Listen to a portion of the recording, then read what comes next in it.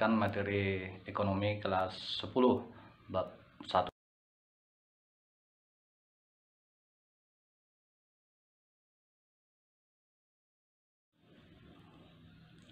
Salam dari Zar Alpen.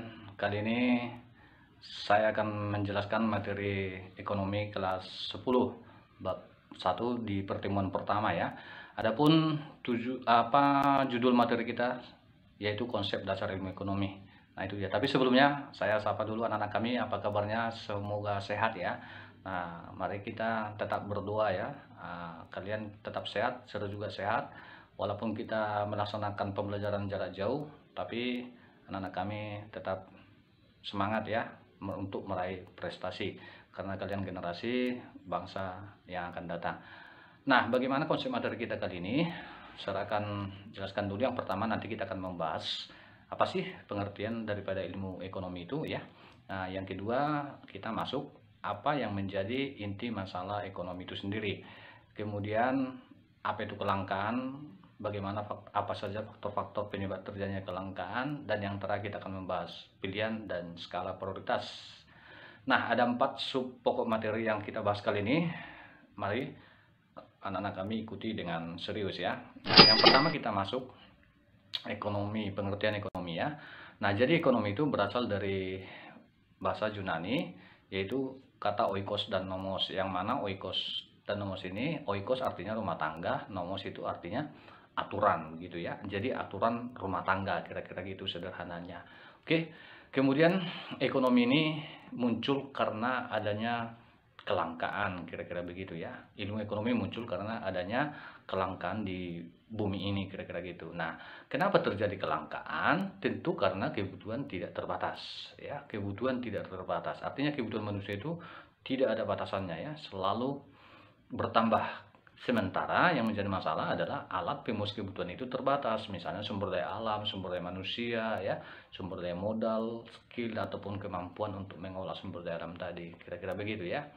Nah, kemudian untuk mengatasi kelangkaan itu masalah tadi, maka nanti muncullah yang disebut dengan pilihan. Jadi manusia ini, kita ini hidup adalah ada pilihan gitu ya. Nah, pilihan ini didasari oleh skala prioritas. Skala prioritas artinya mana kebutuhan yang paling utama, mana yang tidak gitu ya. Nah, jadi ada tingkatannya, ada kebutuhan primer, sekunder, tersier begitu ya. Oke. Kemudian kita juga nanti akan membahas biaya peluang ya. Nah, ini sangat berhubungan dengan pilihan, biaya peluang. Baik, kita masuk pengertian ilmu ekonomi. Jadi tadi ekonomi berasal dari ekos dan nomos, yang artinya aturan rumah tangga. Lalu kalau kita simpulkan bahwa ilmu ekonomi itu adalah ilmu yang mempelajari tingkah laku manusia dalam memenuhi kebutuhan guna mencapai kemakmuran. Kira-kira gitu pengertiannya. Nah, di situ ada Adam Smith. Nah, Adam Smith ini dikenal sebagai bapak ekonomi dunia ya. Nah, walaupun sebenarnya sebelum Adam Smith sudah banyak yang mengkaji tentang ekonomi, hanya saja kajian mereka belum dituliskan. Jadi yang pertama sekali menuliskan tentang ilmu-ilmu ekonomi itu adalah Adam Smith. Nah ya, itu pun buku yang terkenal ada The World of Nation, itu tahun 1776, sehingga dia dikenal sebagai bapak ekonomi. Baik, kita masuk inti masalah ekonomi. Apa sih inti masalah ekonomi? Jadi inti masalah ekonomi itu, ilmu ekonomi itu muncul karena ada sebuah masalah, yaitu kelangkaan ya. Nah, kenapa terjadi kelangkaan ini? Jadi kelangkaan ini terjadi ketika kebutuhan manusia tidak terbatas, sementara alat pemuas kebutuhan itu terbatas. Nah, di awal saya sudah jelaskan tadi ya, bahwa kebutuhan manusia tidak terbatas, sementara alat pemuasnya itu terbatas. Alat pemuas yang dimaksud itu adalah sumber daya alam, sumber daya manusia, modal, baru skill gitu ya. Nah, oke, kira-kira apa saja penyebab terjadinya kelangkaan tadi? Nah, coba kita bahas kelangkaan ya. Nah, jadi kelangkaan ini apa? Kelangkaan ini nanti akan menyebabkan produksi yang terbatas ya nak ya. Nah, jadi kalau barang yang langka itu karena produksinya terbatas sehingga harganya akan tinggi ya. Nah, kemudian apa yang menyebabkan terjadinya kelangkaan? Yang pertama ini dia sumber daya alam yang terbatas ya anakku ya. Sumber daya alam itu kan terbatas ya.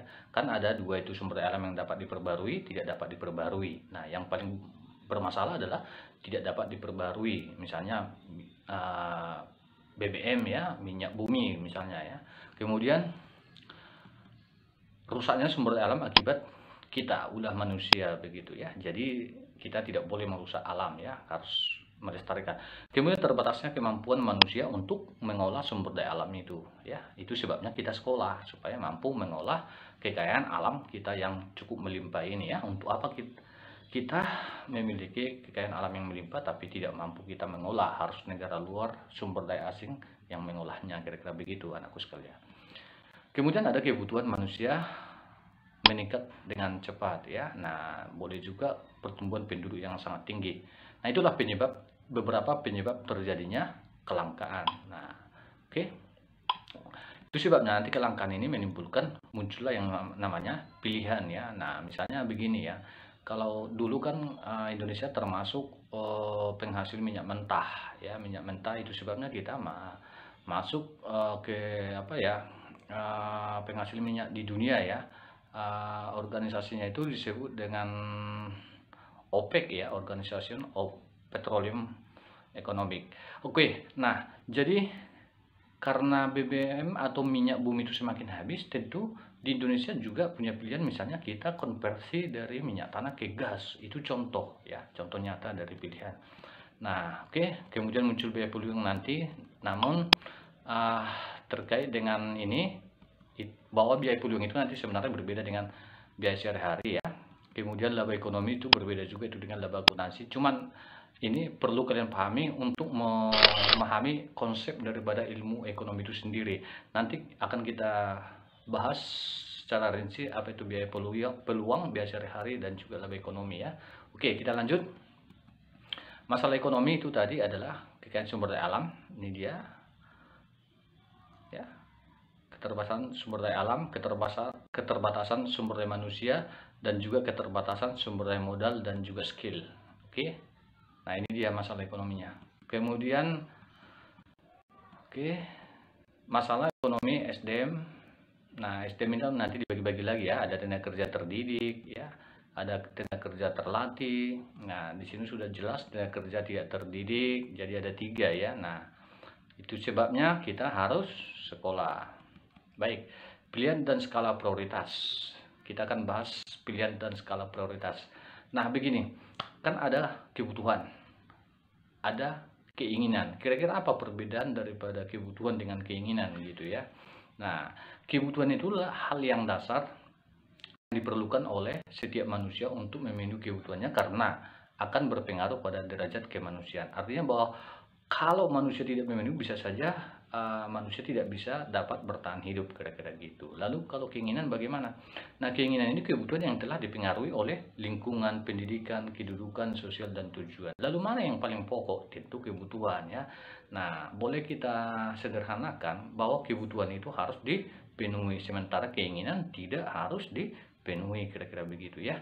Nah, oleh sebab itu nanti anakku sekalian, kalau kita sudah belajar ekonomi, maka kita harus memiliki prinsip ekonomi. Nah, bagaimana cara menggunakan prinsip ekonomi? Nah, itu sebabnya di sini ada pilihan gitu ya. Mana yang kita pilih? Kebutuhan mana yang kita duluankan gitu ya. Nah, kira-kira begitu. Kemudian di dalam ilmu ekonomi itu ada yang dikenal dengan istilah opportunity cost atau biaya peluang ya. Nah, coba kita perhatikan apa itu biaya peluang. Jadi biaya peluang itu adalah nilai barang atau manfaat dari suatu tindakan yang kita abaikan gitu ya. Karena apa? Karena kita memilih barang atau tindakan lain, kira-kira gitu. Nanti contohnya saya kasih.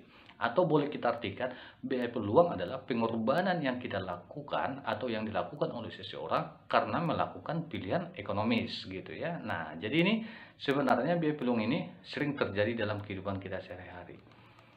Nah, ciri-cirinya ini dapat kalian baca saja. Kita masuk. Kalau biaya sehari-hari itu apa?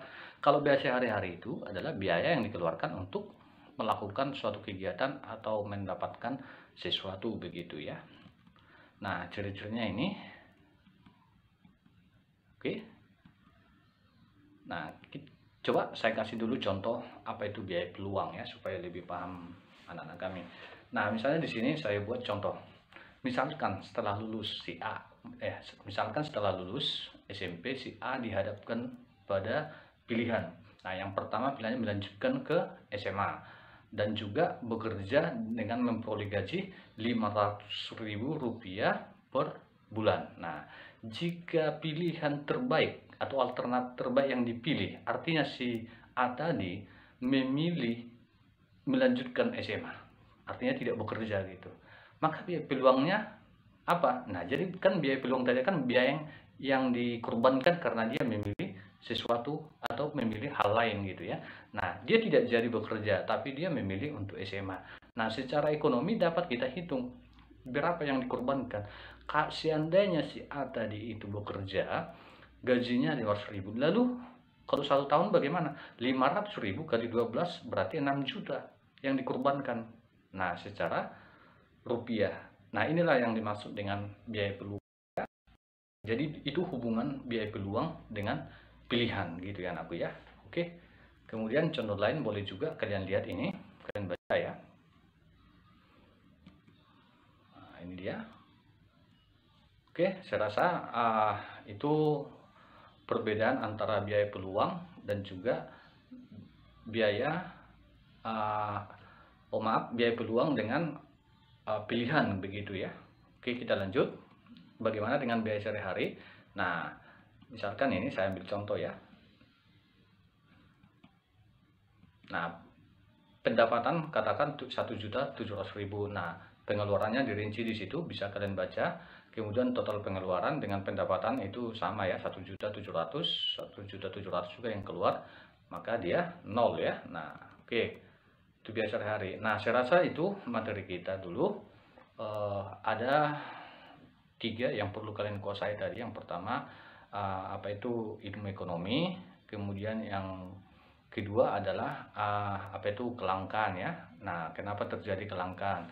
Kemudian yang ketiga adalah bagaimana upaya mengatasi kelangkaan itu. Tentu kita harus memahami yang namanya skala prioritas dan juga yang namanya biaya peluang ya. Nah, demikian materi SAR, semoga dapat dipahami. Kalau ada yang kurang paham, silakan Anda komentar atau boleh diajukan pertanyaannya di WA SAR-nya ya. Sekian dan terima kasih.